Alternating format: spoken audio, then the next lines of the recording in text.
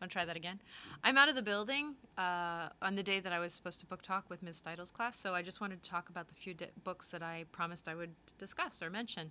So I'm going to start actually with A Glass Castle, and this has been a book club favorite for quite a while. So it's possible that you've heard about it. I really liked it. It's a nonfiction book. It's a memoir. It's about a girl who grows up under very difficult circumstances. But actually, the most captivating part to really kind of get you going on this one is I just need to read you the first couple paragraphs. So that's what I'm going to do because I can't think of anything more compelling than these two paragraphs. I was sitting in a taxi, wondering if I'd overdressed for the evening, when I looked out the window and saw Mom rooting through a dumpster. It was just after dark. A blustery March wind whipped the steam coming out of the manholes, and people hurried along the sidewalks with their collars turned up. I was stuck in traffic 2 blocks from the party where I was headed. Mom stood 15 feet away. She had tied rags around her shoulders to keep out the spring chill and was picking through the trash while her dog, a black and white terrier mix, played at her feet. Mom's gestures were all familiar, the way she tilted her head and thrust out her lower lip when studying items of potential value that she'd hoisted out of the dumpster. The way her eyes widened with childish glee when she found something she liked. Her long hair was streaked with gray, tangled and matted, and her eyes had sunk deep into their sockets. But still she reminded me of the mom she'd been when I was a kid, swan diving off cliffs, and painting in the desert, and reading Shakespeare out loud. Her cheekbones were still high and strong, but the skin was parched and ruddy from all those winters and summers exposed to the elements.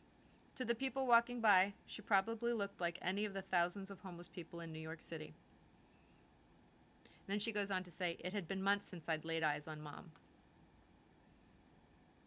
And I'm going to leave that there because that's really quite the cliffhanger. It's a really well-written book. I like it very much. Some people get frustrated with her reverence for her parents because her circumstances growing up were really challenging. But I think it's an excellent, excellent book. So that's my pitch. So I'm also going to talk about Jodi Picoult's My Sister's Keeper, which was made into a movie, a real tearjerker. The book is a really fascinating concept. Basically it's a child who's conceived with the intent of having her bone marrow extracted and donated to the middle child in the family who develops a leukemia at the age of 2. So it is conceptually fascinating if you're looking at Man Against the State. The book starts off where she's basically absolutely refusing to donate a kidney to her sister. She's just said, that's it, I've had it. You know, this has been my whole life. I'm 13. I'm done. And the book is a slow unveiling of how she reached that decision. And, you know, your first initial reaction is, oh my gosh, how mean, how cruel, she doesn't love her sister. And it's obviously a lot more complicated than that. So I think it's a really compelling story when you're looking at one person against like a whole force of people. And it might provoke some interesting thought. So I recommend it very much. It's by Jodi Picoult. And she writes absolute page turners. I mean, the first book I read by her was A Pact, and I couldn't stop. And pretty much every book I've ever read by her, I was really fascinated. So they're compelling. This is one of my favorite Jon Krakauer books, although I have to say I really like them all. There's one I haven't read, but I've loved everything I've read. Jon Krakauer writes fabulous biographies that really go into the complexity of the person he's writing about. So at no point in one of his books do you feel like the person's completely fabulous or completely awful. You have moments of both, which is really a difficult thing to achieve, and I think it does justice to the person who's being written about. This is about Pat Tillman, who was who played for the Arizona Cardinals. And, you know, he was one of these scrappy kids who fought a lot, who kind of got himself into bits of trouble. He wasn't perfect at all growing up. And he was the kind of kid in middle school, they said, you're way too small, you'll never make it to the high school team. And then he got on JV, and they said, you'll never make varsity. And then he got on varsity, and they said, you'll never make college. And then when they got in college, they said, you'll never play the pros. And he was really tough as nails, the kid with heart. And he did make it to the pros. And he had a $3 million contract with the Arizona Cardinals. And after 9/11, when we went to war, he said, you know what, I got to do the right thing. I got to sign up, and he joined the service. And he joined. The details are escaping me right now. He joined, and basically he kind of got a reprieve where they said, you don't have to finish out your full term. You can you did 2 years. You don't have to go back. And he said, no, I committed to this. I'm going to finish out my 3 years. He went back, and he was killed by friendly fire. The problem, and this is what the story is really about, is that the friendly fire piece didn't really come out right away. And this book is really sort of an homage to the sentiments of the family. So it takes a fairly strong political stance, and it speaks out fairly clearly against the Bush administration. So I want to put that out there. But the family really feels that Pat was killed twice. Once in real life and once by the media, because the media painted him to be somebody that he wasn't. And this book, I think Krakauer really strives to be real about who Pat Tillman was. It's a gripping story. I mean, I'm not necessarily well versed on books on football, on military history, or even on the history of the Middle East. It's not something I necessarily gravitate to when I'm reading, and this book is all about all three, and it absolutely gripped me.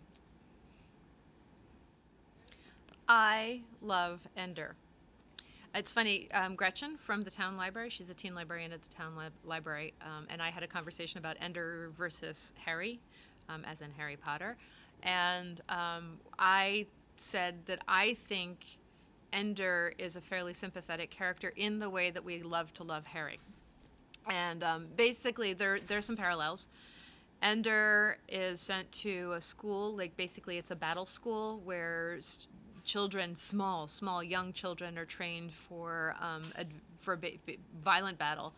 At a very early age, it's considered a privilege and an honor to be sent to this school. The adjustment process is really rigorous. There's a lot of hazing going on, and there are some pretty rough levels where you have to kind of move up through the stages to become increasingly more expert. And Ender is kind of this quiet kid who goes and he watches closely, and he's super, super smart, but you kind of just root for him. And I felt the same way about Harry. Now, we've had other conversations. I think I had the same one with Miss Steidl, where, not everybody likes Harry as much as I do, I guess. So you guys can discuss this amongst yourselves, who likes Harry, who doesn't. But if you liked Harry Potter, I think that there's a lot of things about Ender that you'll like very much. Now, the battle school is obviously in a sci-fi and a futuristic world.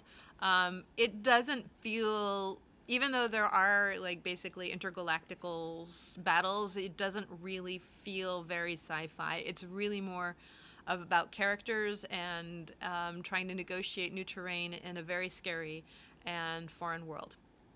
I like it very much, but it's a great example for the kind of themes that you're working with in your lit circles, so I think you'll like it. This is a no-brainer. The Hunger Games, woo, hello. I'm guessing most of you have seen the movie. The setup in the movie is actually really my favorite part of the film. Because it really does paint a beautiful picture of this dystopian society in which this book is set. But there are districts. Each district sends off basically a sacrifice, 2 children as a sacrifice to go fight in basically Survivor on steroids, where children fight to the death. And so Katniss is the one of the 2 who's chosen from her village. And she's sent off to serve in an actually terrifying situation. It's bloody, but it's a really great story. And if you're certainly looking at Man versus Estate and the kinds of things that we're talking about in LLC this year, then this is a really great story. You'll probably want to continue on with the series and finish it out. It's good. All right, I'm going to be totally honest. This is okay. I haven't read this book in a really long time. But it's written by Laurie Hall Sanderson, who did Speak, and many of our freshmen read Speak. It's still an immensely popular book. I like this one very much, and the reason I liked it is because it's about this really high-performing math and science student, a girl, who is, like, she has her heart set on going to MIT. And I'm not going to talk about it a whole lot because it's been a really long time since I've read it. But, I mean, she's really driven. She's really type A. She's going for it. She's doing everything right. She applies and she doesn't get in. And she has to rethink her whole value system. She really has to sort of just turn inward and start thinking about, wait, why was this so important to me? Is it really important to me? What does it mean? Does it redefine who I am?